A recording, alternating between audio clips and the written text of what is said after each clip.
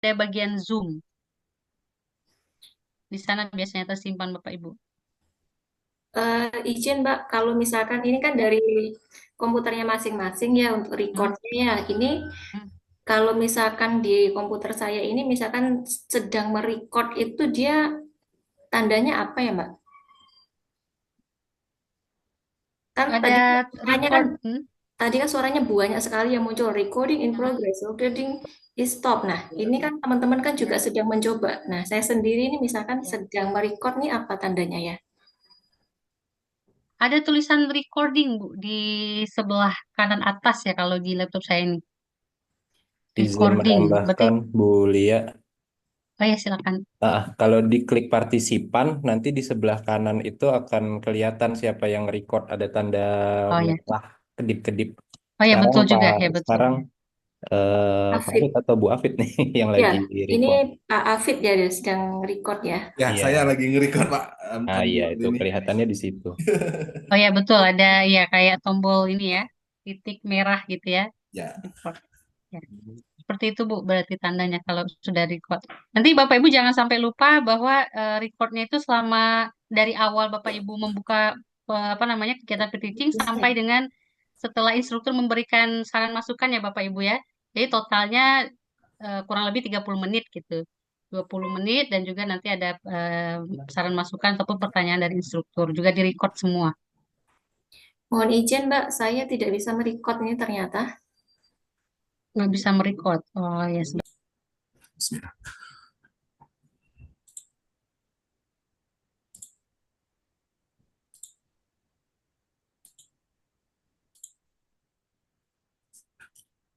Oke, Assalamualaikum warahmatullahi wabarakatuh. Apa kabar mahasiswa sebentar. sekalian?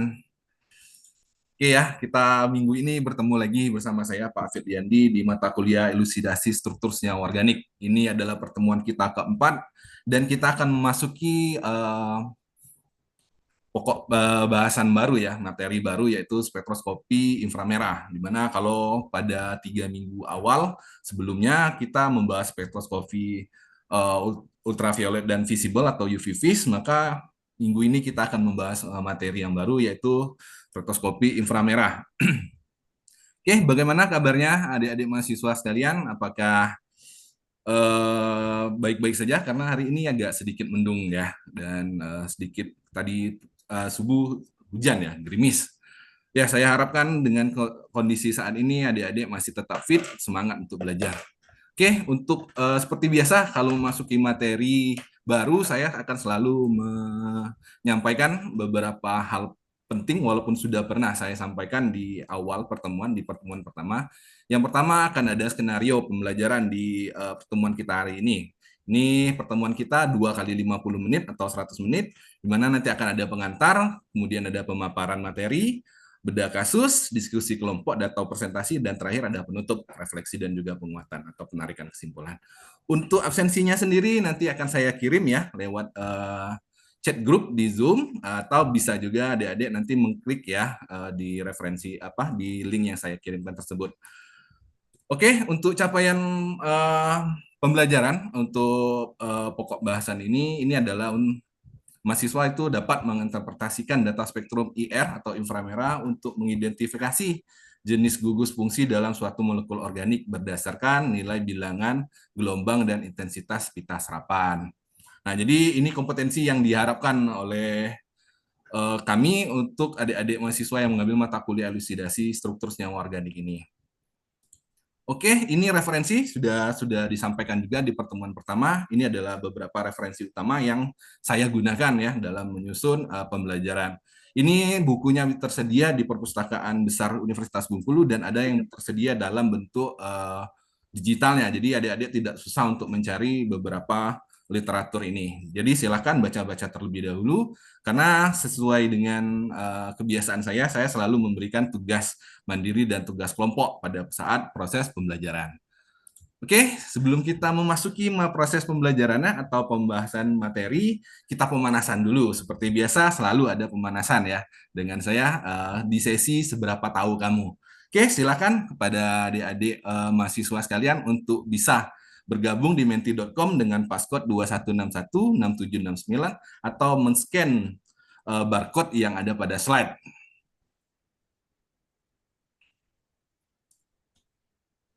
Oke, terima kasih kepada adik-adik sudah ikut berpartisipasi pada survei yang saya siapkan. Jadi sebelum kita memasuki materi kita hari ini, saya mau refleksi dulu sesuai dengan yang saya buat tadi, survei di menti.com. Ya, jadi spektroskopi, kalau kita sebelumnya berbicara spektroskopi UV vis atau ultraviolet dan visible, maka kita akan mengingat kembali bagaimana konsep dasar dari spektroskopi itu sendiri. Spektroskopi ini adalah interaksi antara radiasi elektromagnetik dengan materi. Dan spektroskopi UV vis itu prinsipnya adalah spektroskopi absorbansi atau penyerapan. Ini sama dengan spektroskopi yang akan kita bahas pada hari ini. Ini adalah inframerah. Mana spektroskopi inframerah ini dia juga termasuk ke dalam spektroskopi absorbansi ya. Absorbansi. Jadi dia prinsip kerjanya adalah penyerapan. Hanya yang membedakan kalau kita pada materi sebelumnya ultraviolet dan visible atau UV vis itu menggunakan sinar radiasi yang panjang gelombangnya dinilai 200 nanometer hingga 800 nanometer. Sedangkan pada materi kita pada hari ini, inframerah, ini akan memiliki panjang gelombang yang berbeda.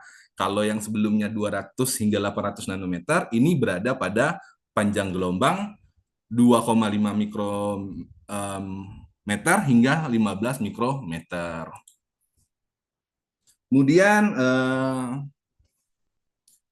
untuk spektroskopi inframerah sendiri ini akan berbeda seperti yang proses pembelajaran kita sebelumnya. Kalau semakin besar atau semakin panjang gelombang yang dihasilkan, maka energi yang tersedia itu akan semakin kecil.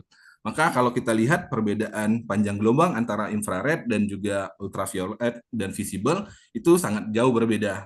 Dan ultraviolet ini lebih panjang, sehingga energinya juga yang dihasilkan itu adalah energi yang lebih kecil dibandingkan dengan UV vis. Sehingga apa yang disebabkan adalah interaksi yang terjadi pada ultraviolet dan juga inframerah itu akan berbeda. Kalau di inframerah dia akan hanya menyebabkan vibrasi. Jadi transisinya bukan transisi elektron dari orbital ke orbital seperti ultraviolet, tapi dia hanya sebatas vibrasi pada molekul. Nah, pita absorbansi pada inframerah ini akan memiliki ciri khas yang spesifik tergantung dengan ikatan kimia dan juga gugus fungsi yang ada pada senyawa organik tersebut.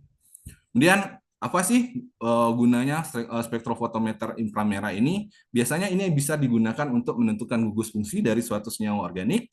Kemudian bisa juga untuk menentukan struktur dari senyawa organik tersebut. Dan terakhir ini ada yang paling sering digunakan saat ini adalah untuk melihat profil metabolimik dengan cara menggabungkan spektrofotometer inframerah dengan metode statistik chemometrik. Oke, pendahuluannya adalah bagaimana konsep dasar dari spektroskopi inframerah itu. Jadi kalau inframerah ini sama sebenarnya dengan UV vis, hanya saja bedanya itu hanya di sinarnya saja. Jadi dia tetap radiasi cahaya atau gelombang cahaya itu akan dilewatkan kepada sampel, kemudian sampel sinar yang tidak diserap oleh sampel, ini yang akan diukur.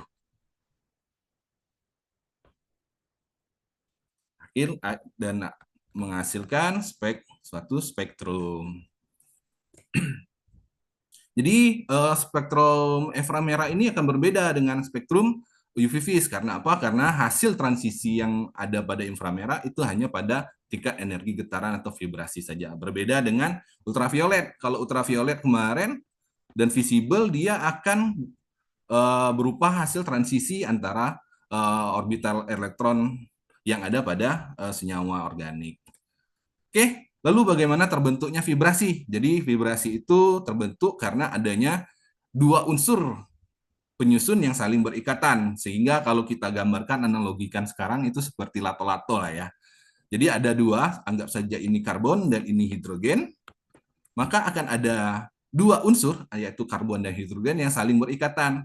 Ketika terkena radiasi inframerah, maka hidrogen dan atom ini akan terjadilah interaksi, yaitu terjadinya vibrasi.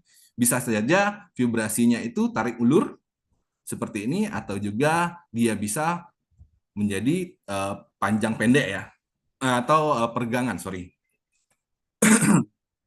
Oke, setiap senyawa organik itu akan memiliki unsur-unsur penyusun yang berbeda-beda. Ada CH, karbon dan karbon, ada karbon oksigen, kemudian ada juga oksigen dan hidrogen. Setiap tipe ikatan ini akan memiliki serapan yang berbeda-beda, sehingga akan menghasilkan bilangan gelombang yang berbeda-beda pula.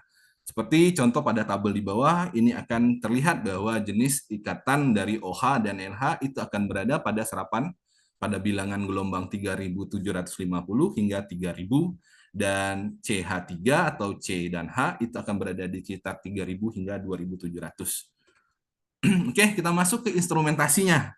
Jadi kalau teman-teman mahasiswa atau adik-adik mahasiswa kemarin masih ingat bagaimana instrumentasi dari UV-Vis? Ya, jadi instrumentasinya hanya simple, sumber radiasi atau sumber cahaya, kemudian split atau prisma, kemudian monokram motor atau pemilih cahaya, kemudian terakhir adalah detektor. Hal ini juga sama dengan inframerah, karena memang antara UV-Vis dan juga inframerah itu sama-sama spektronik absorban atau penyerapan, sehingga tidak ada terlalu banyak perbedaan antara UV-Vis dan juga inframerah. Oke, hanya yang membedakan adalah hasil dari pembacaan alat dari UV-Vis dan juga inframerah. Kalau UV-Vis kemarin kita akan mengenal absorban, maka di inframerah kita akan mengenal persen T atau persen transmitan. Untuk lebih jelasnya, untuk instrumentasi mungkin akan lebih menarik kalau adik-adik mahasiswa sekalian bisa menonton dengan atau menyimak ya video tentang instrumentasi dari spektrofotometer inframerah. Silakan pada adik-adik disimak penjelasan dari instrumentasi dari inframerah berikut. Oke. Jadi dari video tadi kita sudah melihat bagaimana prinsip dasar atau konsep-konsep dasar dari spektrofotometer inframerah itu bekerja. Kemudian dia akan menghasilkan apa, lalu apa yang bisa dianalisa. Oke, kita masuk ke dalam bentuk spektrum. Ingat spektrum? Spektrum itu apa? Ya, Mbak Cynthia ingat spektrum itu apa?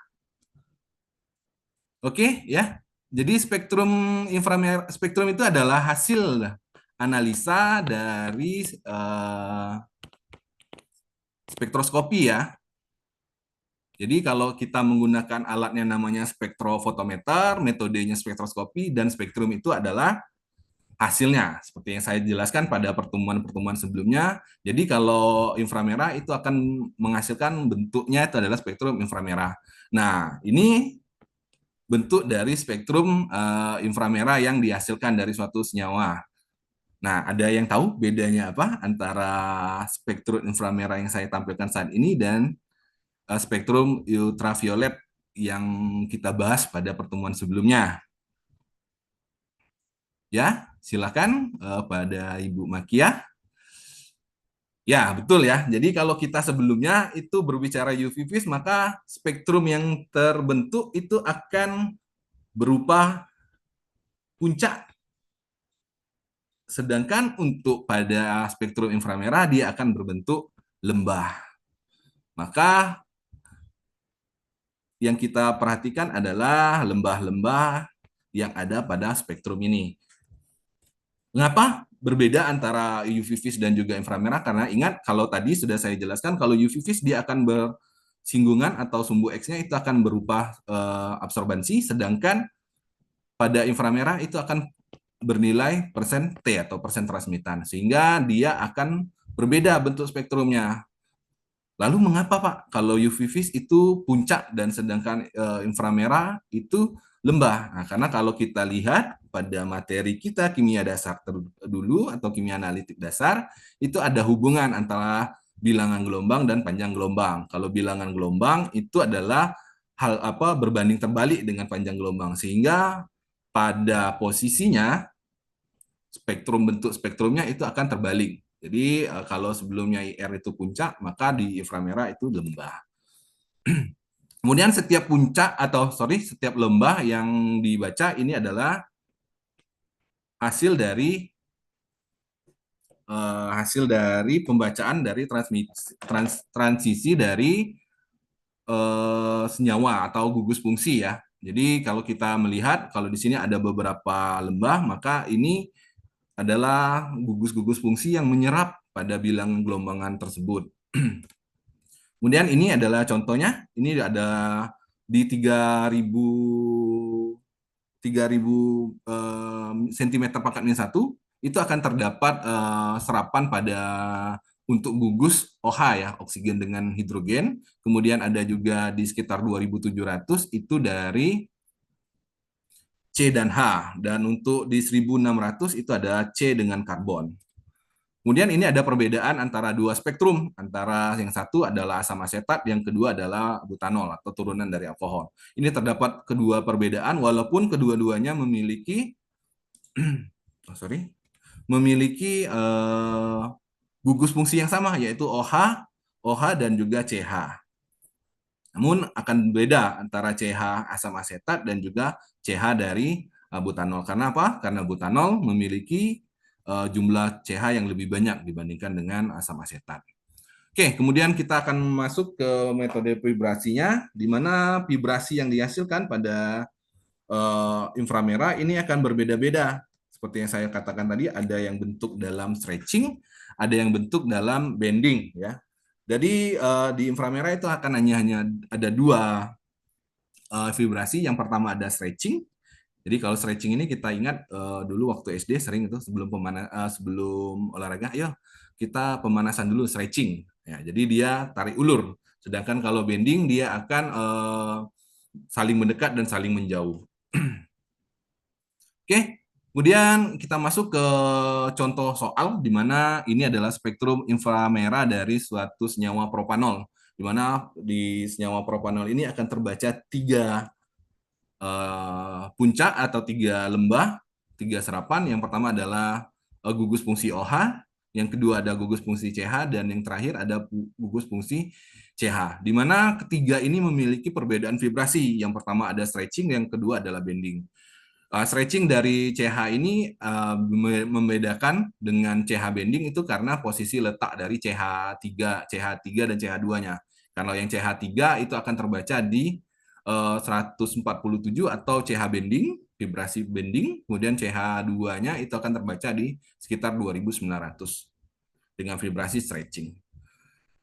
Oke, ini adalah bentuk dari contoh lain dari spektrum inframerah, yaitu butanol ya, di mana ini akan terlihat CH-nya pada butanol itu di sekitar 290 dan ada ikatan CO di 1300-an. Oke, ini adalah dasar dari pengkotak-kotakan atau pemilihan dari bilangan serapan setiap gugus-gugus fungsi pada bilangan bilangan gelombang tertentu ya. Jadi kalau bilangan gelombangnya sekitar 3000 berarti itu bisa saja OH, NH atau CH, atau di 2500 hingga 2000 itu bisa CC ataupun CN.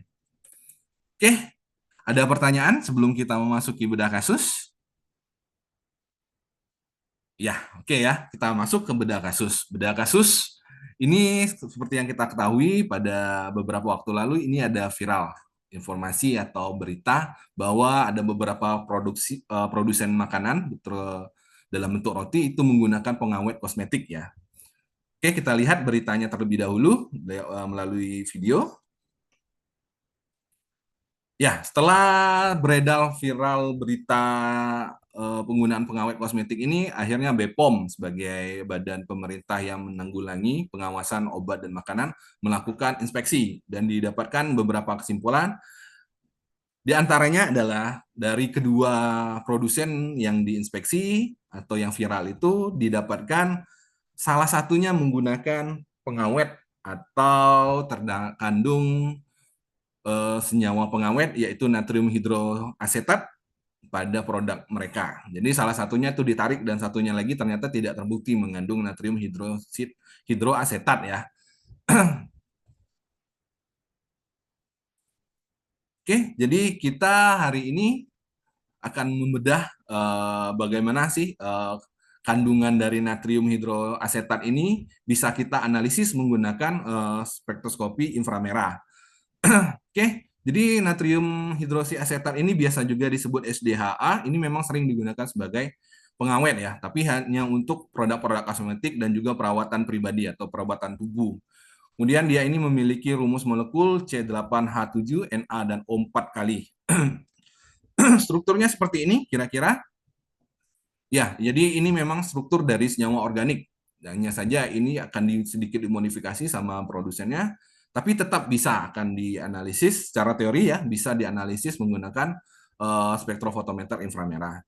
Silakan kepada teman-teman untuk membentuk kelompok yang terdiri dari 6 orang, kemudian diskusikan kasus ini secara teoretik untuk dapat dianalisa menggunakan spektrofotometer IR ya. Saya beri waktu selama 20 menit nanti, kemudian dibuat presentasinya, nanti kita diskusikan di depan kelas.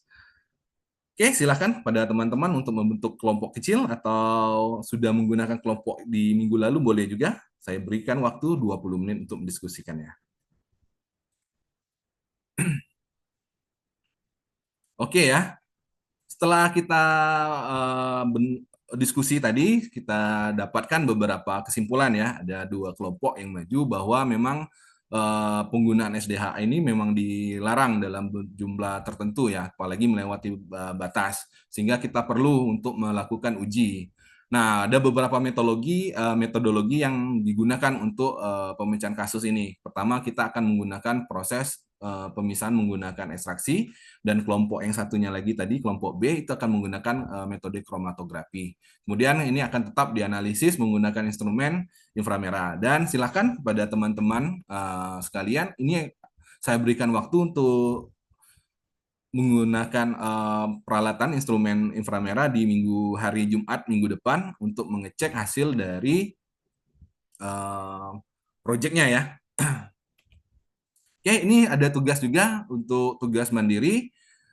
Silakan buat ringkasan materi spektroskopi inframerah yang sudah saya sampaikan tadi. Kemudian buatlah review suatu artikel. Jadi berbeda. Kalau yang tadi kita membuat penyalahan dari kasus yang saya berikan, maka yang ini adalah kalian membuat review artikel. Oke, itu saja dari saya untuk pertemuan kali ini.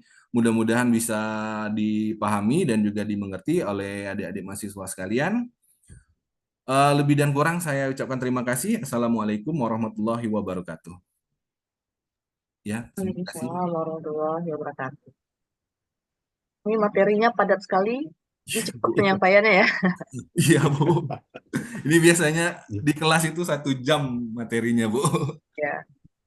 Mungkin nanti waktu peer teaching mungkin bisa lebih lambat ya Pak Afid. Iya, Soalnya Bu. kalau dengan durasi yang pendek ini dengan materi yang sepanjang itu belum masuk sudah keluar materinya. Iya, Bu. Silakan Prof. Yohanes. Ya, baik, Bu Ratu. Ya, kita sudah mendengar presentasi dari Pak Afid Yandi, ya, begitu menarik tentang spektroskopi inframerah. Ya, Betul, Pak. ini semua bisa dihitung, pergerakan dan seterusnya, gitu ya. Sangat menarik. Memang Pak Yandi bidang ini. Iya, Prof. Di perguruan tinggi apa mengajarnya? Di Uni, Prof. Oh, Unip. Ini Pak, Prof.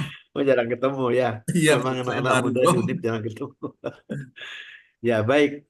Tadi saya sudah lihat fase pendahuluan memberi kuliah itu seperti apa. Meskipun dari yang pertama berbeda, tidak apa-apa. Yang jelas ada pendahuluannya. Misalnya menyampaikan skenario pembelajaran, supaya pembelajaran, daftar pustaka yang bisa diakses atau diambil. Kemudian ada kuis tadi ya. Ya. Semacam ice breaking memulai perkuliahan. Kemudian sampai kepada perhitungan hasil ya, dari apa yang sudah dikatakan. Sudah cukup sangat bagus ya. Saya lihat tadi ada penyampaian walaupun dalam bentuk 2 dimensi medianya, yaitu sudah menggunakan grafik-grafik pergeseran ya, inframerah itu, sehingga cukup jelas. Kemudian mengakhiri perkuliahan, saya lihat tadi ada tugas-tugas baik individu maupun kelompok yang sudah jelas urutnya apa. Jadi mulai juga ada kasus method ya, yang metode kasus yang harus diselesaikan oleh mahasiswanya. Saya pikir itu saja Ibu Ratu. Bila mana ada teman-teman yang ingin menambahkan, silakan saja ya. Jadi saya pikir sudah cukup jelas, baik secara sinkronus, asinkronusnya nanti di tugas itu akan terlihat hasilnya ya. Itu saja. Assalamualaikum warahmatullahi wabarakatuh. Terima kasih banyak, Waalaikumsalam Bro Yohanes. Waalaikumsalam Terima warahmatullahi kasih, Bro Yohanes. Kalau Bro Yohanes sudah memberikan kesimpulan seperti itu, yang lain setuju, Bro. Iya. Selanjutnya kita ke peserta ketiga pada Ibu Linda Yuliani. Silakan. Baik, terima kasih. Assalamualaikum. Terima kasih kesempatannya. Saya izin untuk Recording sih di bagian pojok kiri atas. Pamit Mbak Sri Ramadhani. Mungkin bisa di stop dulu recording yang sebelumnya. Gitu. Yang pemateri Izin, sebelumnya Bu, kayak si nge-record. tidak ada recordnya tadi, Bu. Izin, Bu, lupa, Bu. Ini nanti dicek aja ya siapa yang merekodnya. Biar nanti Jadi kalau bagaimana saya ini, Bu? menggunakan device yang lain bisa, Bu. Device tersendiri. Ini tapi ada catatan record di bagian Iya. apa? Pojok kiri atas itu udah recording ya maksudnya. Tapi saya nggak tahu ini siapa yang merekod. Oh, mohon izin Bu, ini tadi dari awal saya juga sempat rekam dari awal sampai sekarang masih rekam nih. Oh, Jadi baik, nanti Pak. Terima mungkin kasih, Pak. tim yang di Bilang sini di kalau mana jadi recording. bisa kita Terima kasih, bagi Pak. aja gitu. Pak Hendy. Ya baik. Mohon izin untuk share screen. Silakan.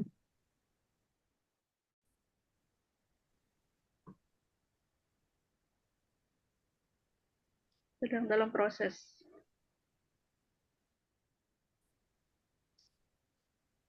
Jalan kurang bagus kayaknya Bu Makian ya. Iya, kok lama? Sudah deg-degan ya, jadinya karena lama sinyalnya. Kok lama ya, ya Allah.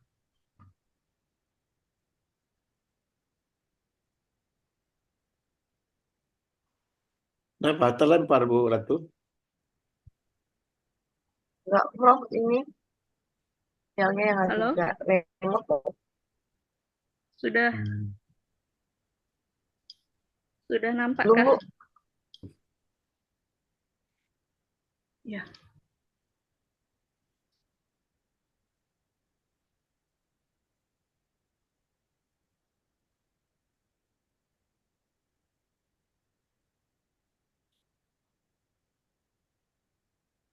Apakah Kayaknya sudah masih nampak, proses ya, Pak, Bu?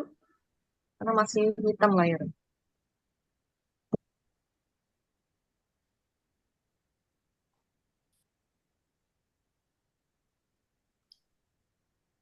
Sudah tampil, bisa di sudah. fullkan ya, full screen.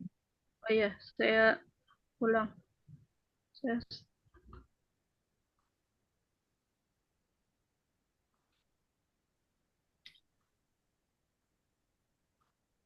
mohon maaf, jadi terlemot.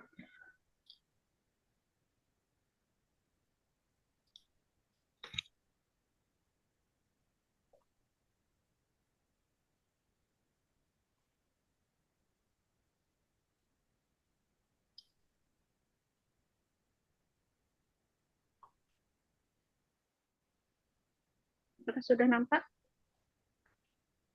Ya, sudah. Alhamdulillah. Baik, terima kasih Bismillahirrahmanirrahim. Assalamualaikum warahmatullahi wabarakatuh. Rabbi shrah li Waalaikumsalam. sadri wa yassir li amri wahlul 'uqdatam min lisani yafqahu qawli. Amin.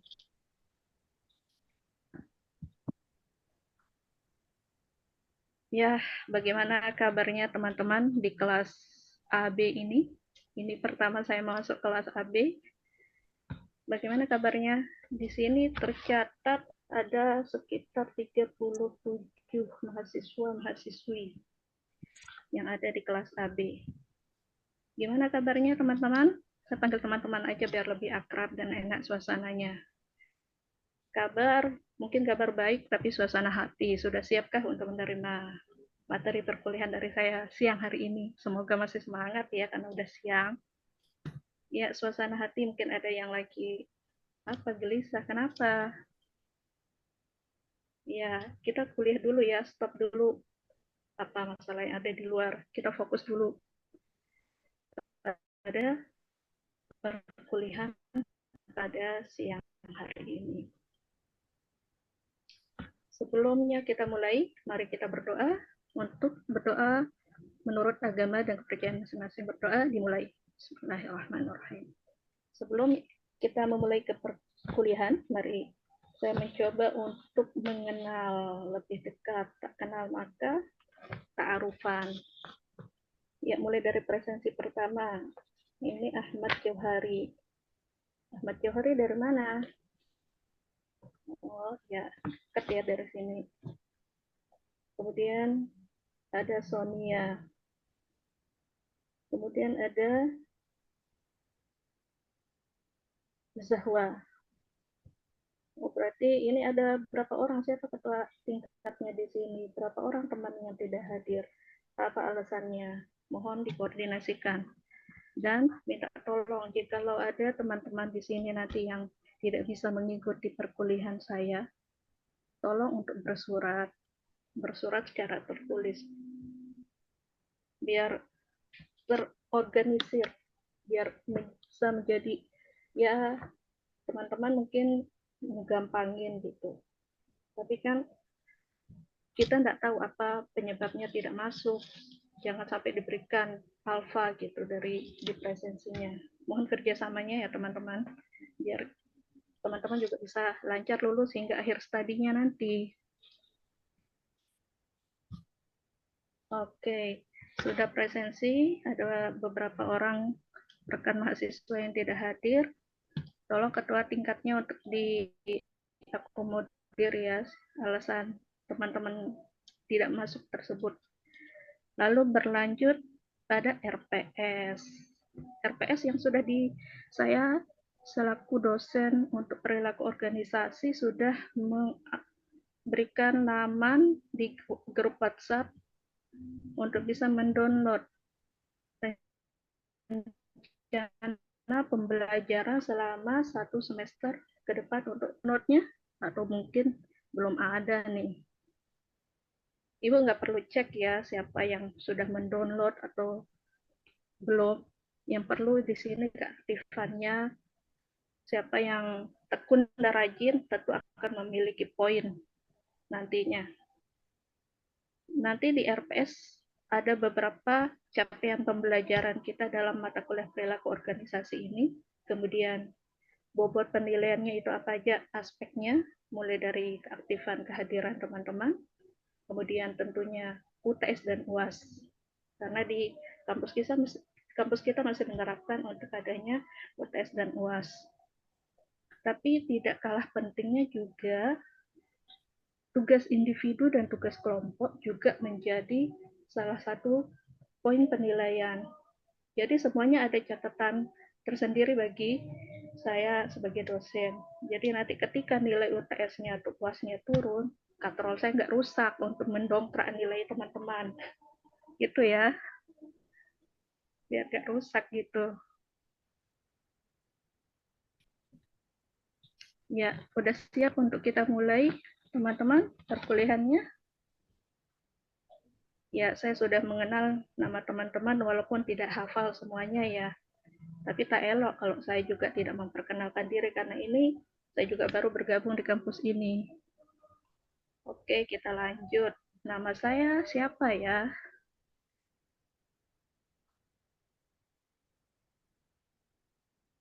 Nama saya cukup singkat.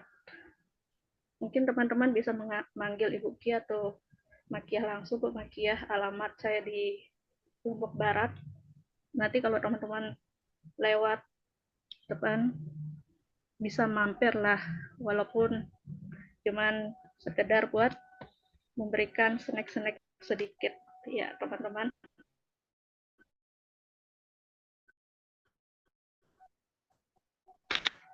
Ya selanjutnya ini langsung rujuk langsung, Ibu ini pendidikannya apa sih? Jadi sekilas background pendidikan saya untuk bisa teman-teman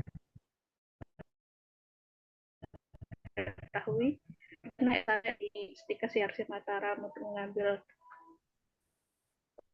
program perawatan nurse, kemudian saya melanjutkan ke Magister Manajemen di Universitas Mataram. Lalu setelah sempat menjadi dosen 1 semester di salah satu PT pimpinan untuk mengambil studi doktoral di Universitas Brawijaya dalam ilmu manajemen.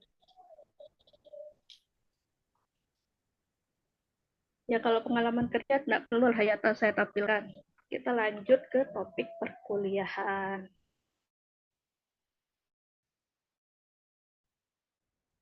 Jadi seperti yang saya sampaikan tadi di awal, capaian pembelajaran itu bagaimana teman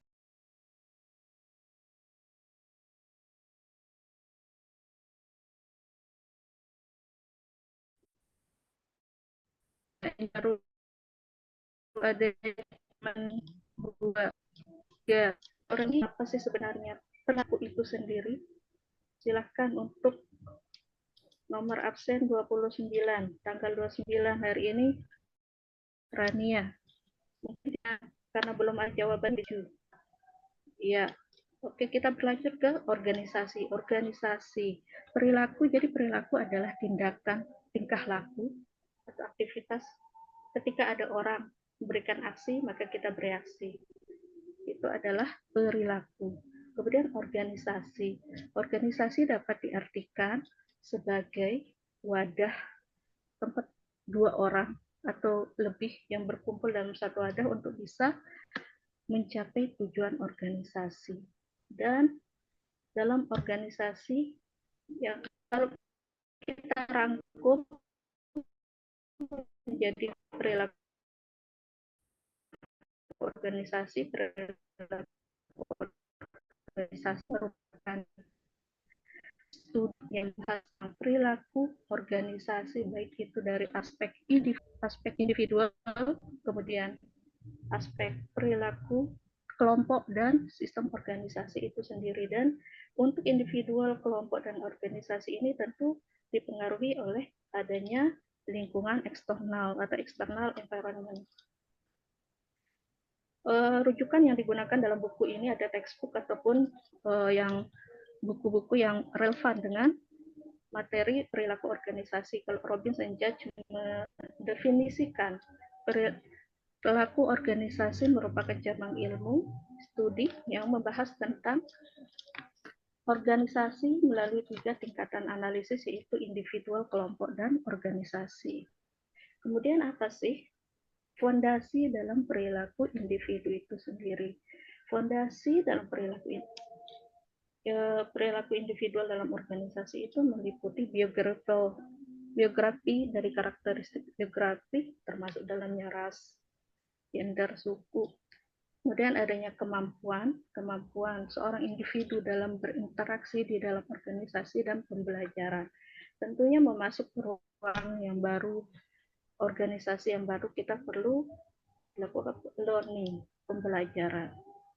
Nah, dasar untuk memahami perilaku kerja, perilaku individual dalam organisasi ini meliputi ada beberapa faktor.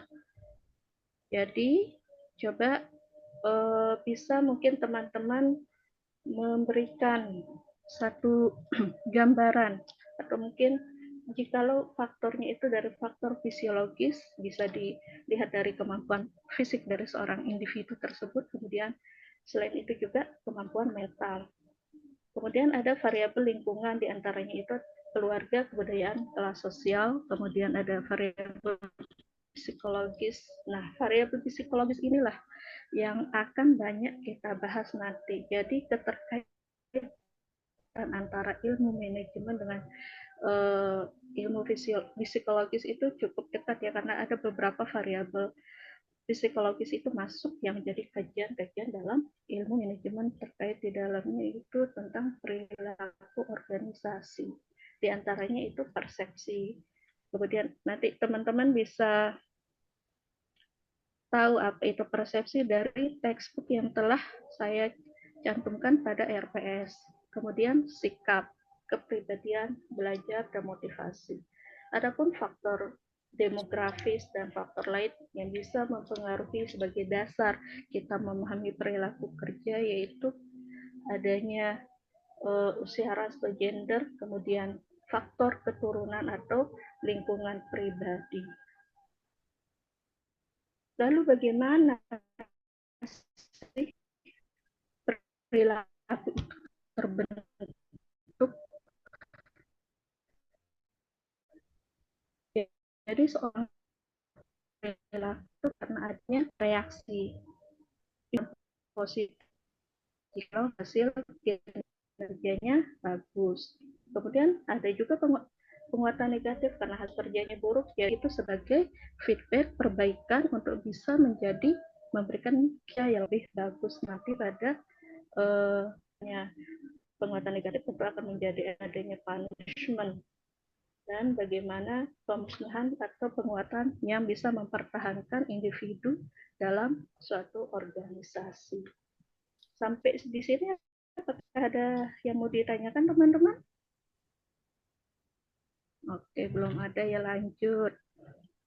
Nah, perbedaan individu di tempat kerja itu apa sih yang mempengaruhinya?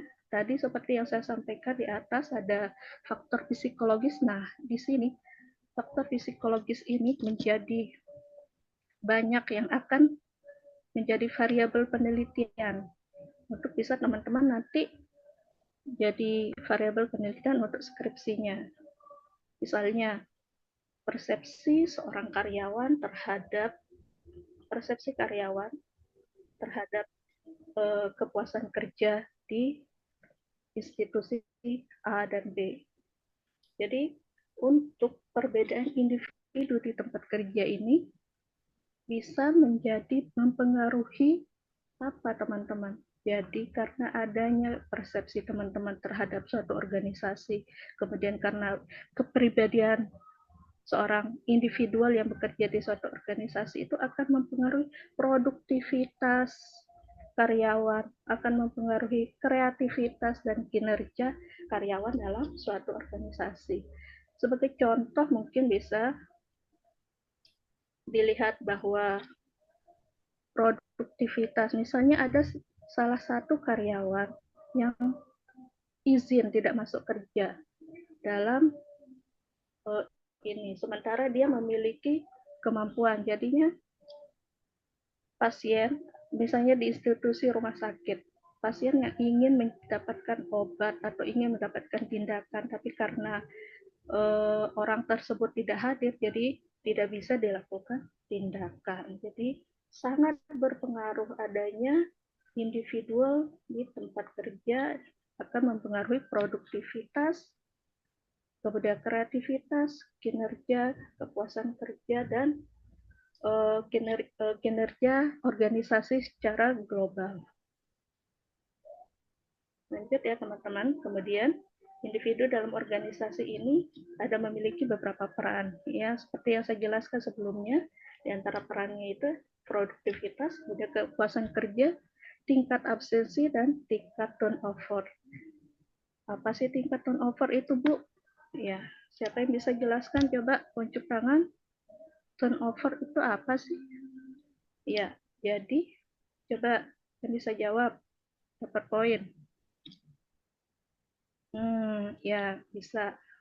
Baik, turnover itu bisa Ibu analogikan jika di suatu organisasi semua karyawannya ingin resign aja. Sebenarnya, nah, jadi keberlangsungan dari organisasi itu karena karyawannya turnover terus bagaimana?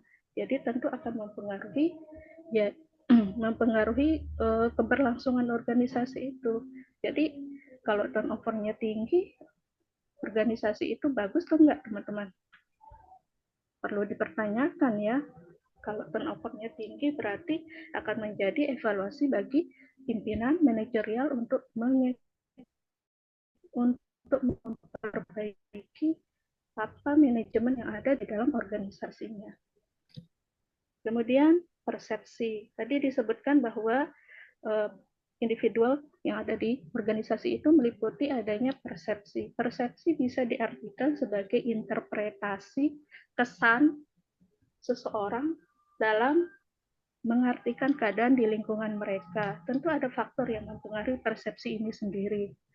Di antaranya itu adalah karakteristik dari penerima dan karakteristik dari yang memberikan respon dan situasi, ada konteks situasinya.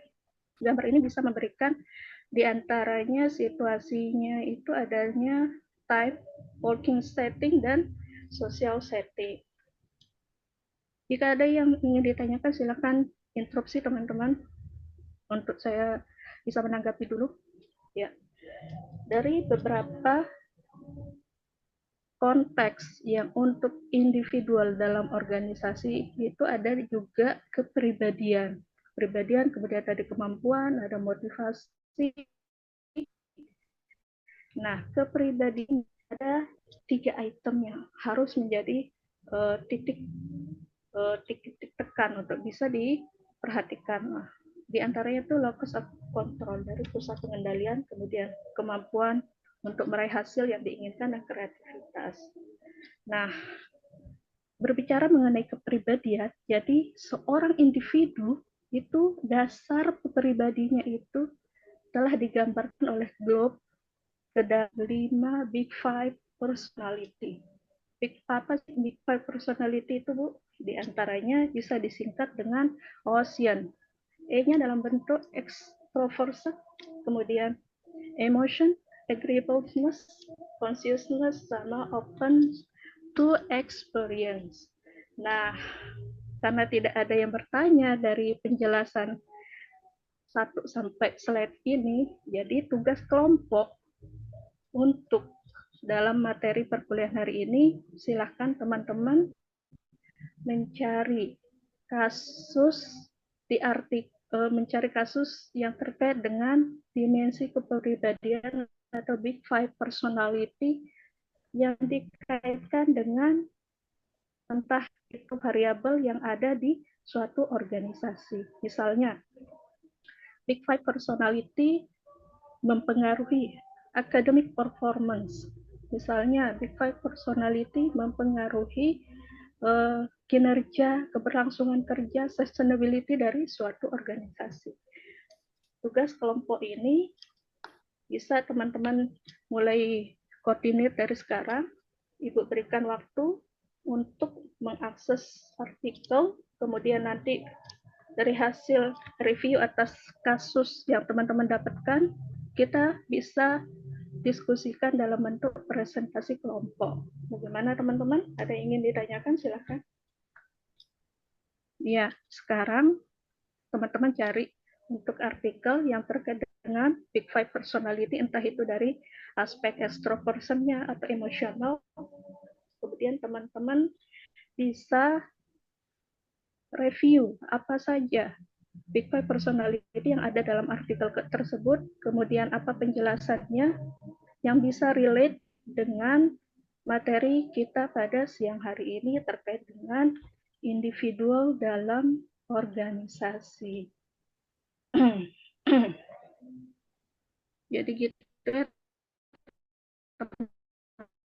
teman-teman. Masih yang jelas dari tugas kelompok ini? Ya, silahkan Ibu berikan waktu untuk bisa langsung koordinasi atas tugasnya. Ini untuk tugas kelompok ya. Nanti ada juga untuk tugas mandiri teman-teman untuk bisa Makanya waktunya lebih sudah habis, memantapkan. itu bisa dipercepat ya. Ya, ya baik teman-teman, ini untuk tugas pokoknya kita bisa presentasi dan 30 menit ke depan. Kemudian untuk tugas individunya, jelaskan dimensi kepribadian yaitu Big Five personality dalam perilaku kerja, lalu jelaskan uraian implikasi manajerialnya. Jadi teman-teman nanti bisa kolom apa dimensi Big Five personality, kemudian perilaku kerjanya apa, kemudian implikasi manajerialnya.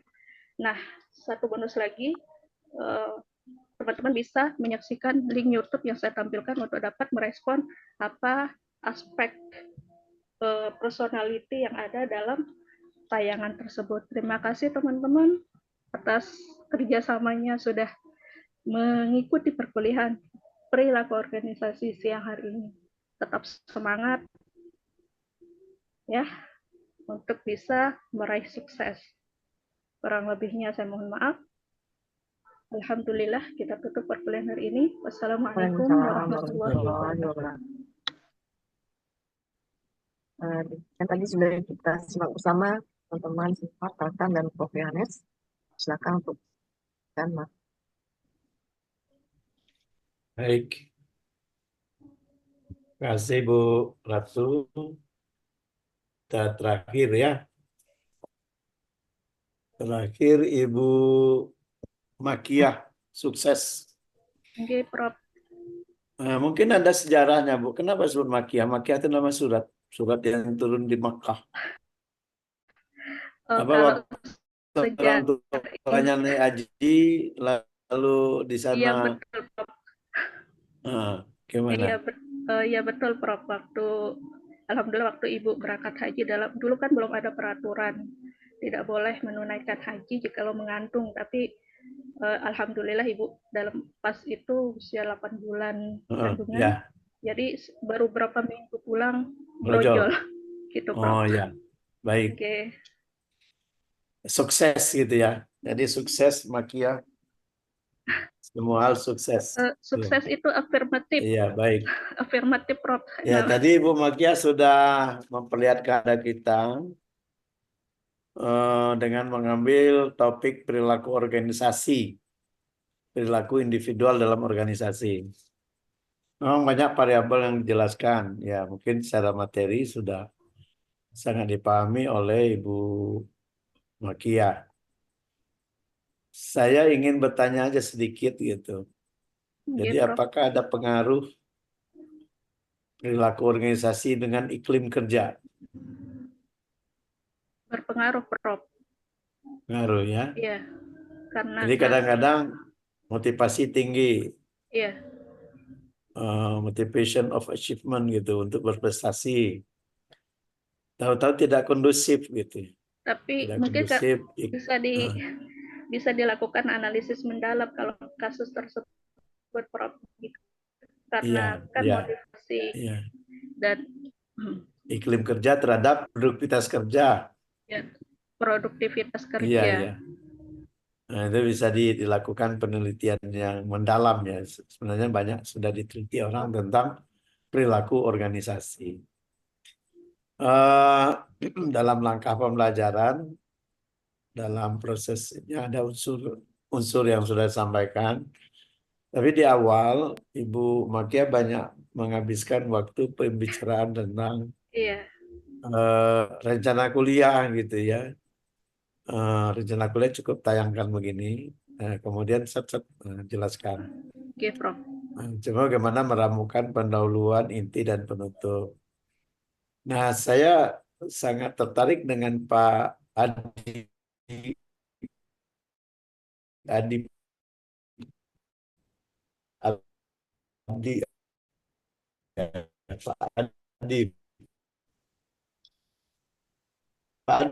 Pak ya. Afid. Apit, Ya, Prof. Pak. Tapi Pak ya, Apit. Ya. jadi memberi tugas itu ada rubriknya Oh, baik. gitu. Rubrik itu kan jadi format penilaiannya ada gitu. Jadi ada penilaian otentiknya gitu ya. Jadi nanti coba formnya itu dibuat, ya rubriknya dibuat, standarisasi menuntut tugas. Jadi bisa saja dengan tugas itu tanpa kita memberi UAS lagi, Bu. Baik. Ya, tapi betul-betul dibuat semacam portfolio assessment-nya. Sehingga nanti itu mewakili dari knowledge-nya, kemudian attitude, kemudian termasuk juga skill. Nah, kalau itu sudah muncul di dalam rubrik, kita nilai tugasnya, selain dari penampilan presentasi, itu banyak teman-teman yang tidak lagi memberikan ujian akhir semester gitu. Oke. Secara keseluruhan sudah saya lihat, sudah dilakukan, ada unsur pembukaan, pendahuluan, kemudian inti dan penutup. Nah itu saja barangkali Bu Ratu ya, kita juga udah masuk waktunya, mungkin masih ada juga lebih sedikit. Ya dimaafkan sajalah ya. Nah, lebih kurang saya selama mendampingi juga dibantu oleh Bu Ratu dan atas dukungan semua teman-teman yang begitu tinggi partisipasinya. Mudah-mudahan Bapak Ibu lulus semua dengan sangat baik gitu ya. Amin. Nah, mungkin itu saja. Kemudian ada terakhir mungkin kapan Mbak Ibu menyiapkan pengiriman real teaching-nya itu ya.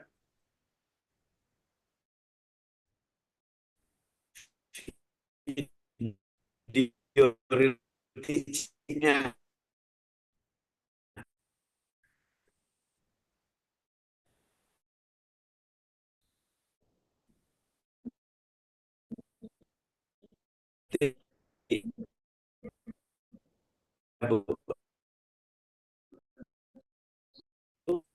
Itu waktu itu kadang-kadang sudah habis